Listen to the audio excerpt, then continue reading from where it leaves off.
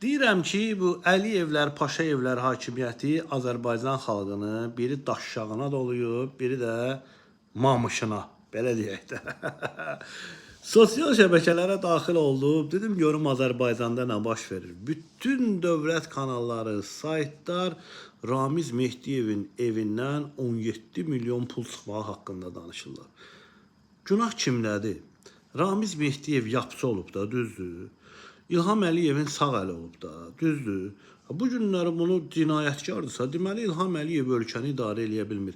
Yerdə qalanlar Əlin Ağıyevlər, Bəylərlər, Cavid Qurbanovlar, Kamran Əliyevlər, Kərəm Həsənovlar fərq eləmir də.